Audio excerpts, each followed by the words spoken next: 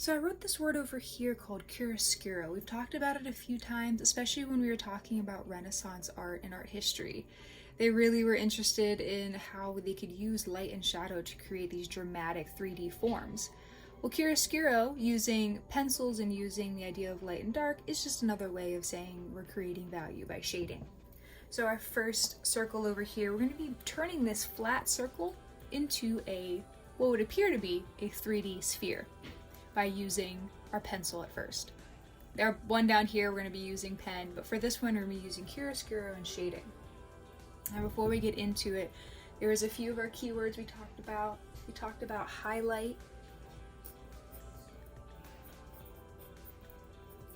We talked about, or mentioned at least, we mentioned midtones, shadows, reflections, and cast shadows. So to show it in more of a realistic sense before we draw it, I just want to let you guys know I do have a light over here that is creating a light source that is coming this way, this direction. I also have a little chapstick balm here. So this is as close as I can find of a 3D sphere. But when I put it right here, and you can see my light shining on it, we're going to see all 5 of these vocabulary words. So where my light is hitting it, almost right where it says EOS, that is going to be my highlight. That is the highest area that light is hitting it, hence highlight. Around it we have our midtones. If we look at our value scale, pull this out again, the area in the middle, all these grays, it's the largest area where most of our tones come from. These are our midtones, these are our mid grays. It's what's in between our stark dark and our stark white and our lighter areas. So that area next to our highlight is going to be our midtones. The darker area that you see right here before it gets a little bit lighter, this really super dark area, that's going to be our shadow. That is an area where the least amount of light is hitting it. Now a really interesting thing starts to happen is we would think maybe the shadow goes all the way to the very edge of where we would see our shape before it gets to what is on my desk right here called a cast shadow. This is the cast shadow. It is the form being casted onto its surface as the shadow. Now this area right next to it though is actually, if you see, a little bit lighter. I don't know if you guys can see that. Now zoom in a little bit. But we have our cast shadow right here. But this area right here is actually a little bit lighter in between our cast shadow and where our shadow is. This is what we call the reflection. So these are all things to keep in mind as we start to render our sphere right here. Now I like to start from a darker area and make my way to a lighter area. So keeping in mind that we have an area of reflection, an area where it's actually going to be a little bit lighter, I'm going to kind of sketch out where I want that to be. That's my reflection area. Now the shadow, the area where it is our darkest dark, it's not a huge part of it. If you notice, that shadow area is actually pretty small in comparison to, like I said, our midtones. Our midtones and getting good value within those is going to be the biggest deterrent of how well this comes out, because that's the largest area. Our largest area is going to be in our midtones. So if this is where my reflection is, this is where my shadow is.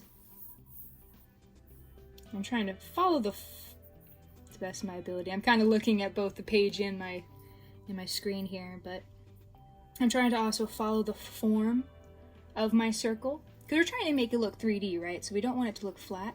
So if I do this all with just straight lines, it's not going to help it look more like it is curved and rounded. So I'm going to make sure all of my shading also has that roundedness to it. A lot of my midtones are going to be all up in here. A lot of this area is my midtones. And then if my light source is coming from here, just like how it is over here, this lighter area up top, that's kind of where my highlight's going to be. All right, so now that we have it kind of sketched out and figured out, I'm going to start shading it. This first one, like I said, I'm going to be using the pencil, and I'm going to be using the same technique I used up here by holding my pencil lighter when I'm trying to get the lighter values and really gripping it and trying to get the darker values. I'm going to do a time lapse of this real quick, and hopefully you can follow along with me as we have it all sketched out.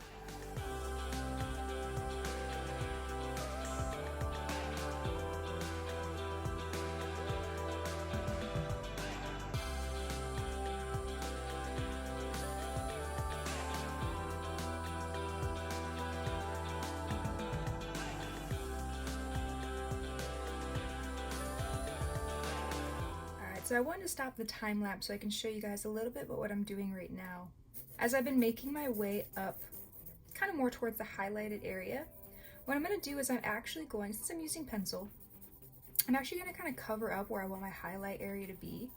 This is where having an eraser is going to come in handy pretty well. We're going to make something that looks a little bit more gradual as you're making your highlight. So starting from my shadow, which is going to be my darkest area on the ball, I've been really focusing on trying to get that value to look a little bit more even as it's going up. So I'll press really, really heavy as I'm getting in my shadow, and then as I go up, I'm pressing a little bit lighter and a little bit lighter. And this is helping getting a good gradation, good sense of value going up my sphere. I'm also still trying the best of my ability to keep with curved lines, trying to keep them at least going somewhat in the same direction as I just do a part that wasn't in the same direction. But yeah, just trying to kind of keep them in that circular motion, because whatever sort of texture, whatever sort of direction is going to get picked up from our pencil marks is really going to influence how the shape looks. So if we have a bunch of them going different ways, it might be a little bit harder for us to tell that it's supposed to be a round figure. Ooh. Alright. So like I said, just making this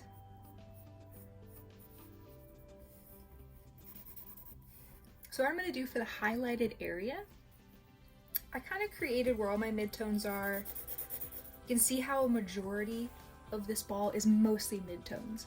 Here is our shadow, here is our reflection, and we'll get to our cast shadow next. And our highlight is also a small area. You can use the end of your pencil, or if you have a separate eraser that works. I'll use the end of my pencil because I'm sure that's what most of you guys have. And what I'm going to do is I'm actually going to erase out where I want my highlight to be. Where I had that circle the first time. Goes in a better way. So right now I'm just taking my pencil and I'm just kind of drawing and shading a little bit around where the highlight is, so it just looks a little bit more natural as it's fading into a highlight.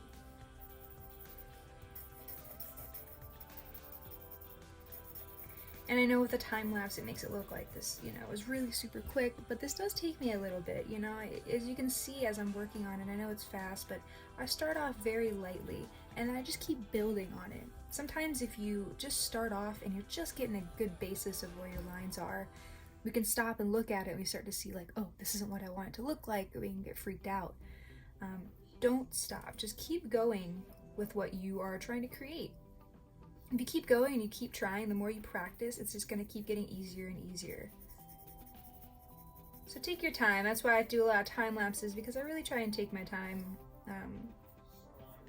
drawing out some of these values and these shadows.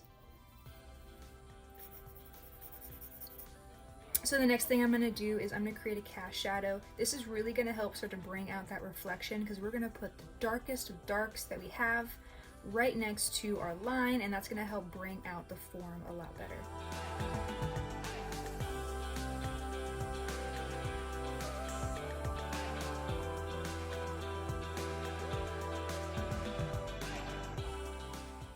So this is the pencil sphere pretty much all finished. A quick way that we can just use a mechanical pencil and create something that has a little bit more volume.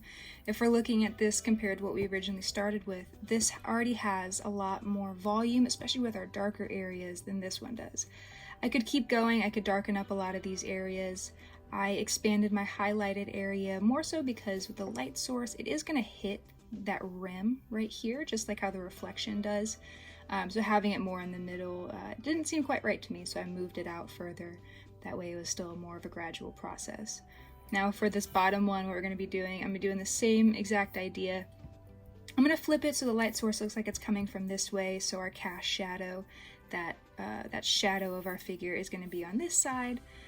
This line that you see here is kind of like my horizon line, so if this was sitting on a table, that's what it would look like it was at, if you were wondering what some of these lines were. So for this next one, I'm going to be using a pen, and I'm going to be using hatching and cross-hatching, mainly cross-hatching, to render this in a 3D way. Now we talk about making these lines curved, so it looks more like a 3D shape. If I were to use straight lines, it would make it look really flat. Well, when we did our hatching and our cross-hatching, these are all pretty much straight lines, right? Well, here's the thing, it never really says that it has to be straight lines. We did it for this because that's what it called for. We had a square, so we could do it with straight lines. But if we wanted to use hatching and cross-hatching for a sphere, we can still do it. It's still okay, but we have to make sure that we are paying attention to the shape of our circle and making sure our lines curve with it to give it more of a 3D sort of form. So the first thing I'm going to do is I'm going to make some curved lines going this way. And I'm still going to be paying attention to where my reflection is. Remember, we have that area that's a little bit lighter and my cast shadow. And this also can be a little bit messier and a little bit quicker. Trying to do really even, clean lines can sometimes get a little bit more frustrating when it comes to hatching and cross-hatching. So this is my area that's a little bit darker, right?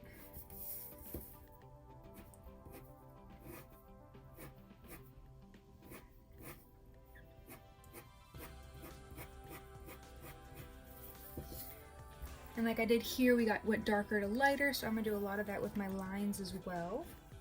Starting off with the hatching.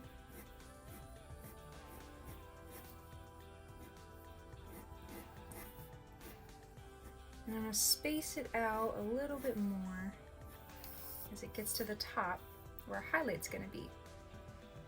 Ooh. Also be careful with pencil. It does smear. Sometimes what I do is if I'm using if I'm working on a really big pencil project, I will put either a piece of tracing paper or just a regular piece of paper over top of it, so that while I'm working, I'm not smudging my pencil. Alright, so I'm going to keep working my way around.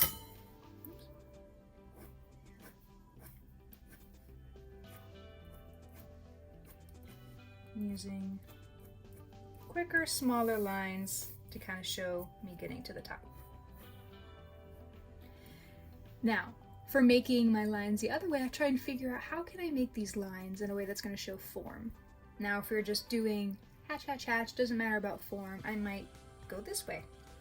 And I think in a way I still kind of am, but I do want to show that this is the darker area right here.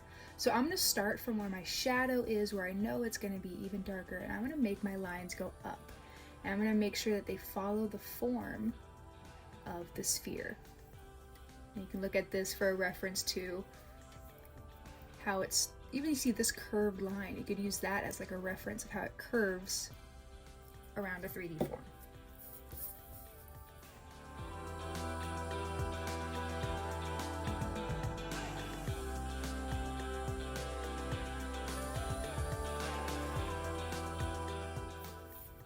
I'm really trying to use my whole arm, my whole movement, or the whole movement of my arm.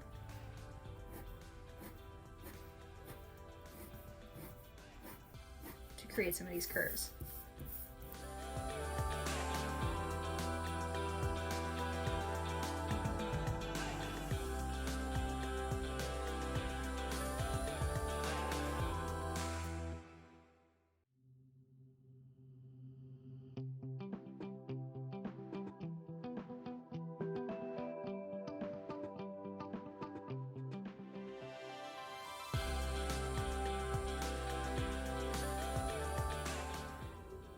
Well, there was our little mini lesson on value. We went over a lot of different ways we can do it just with pen and pencil as opposed to painting like we usually do.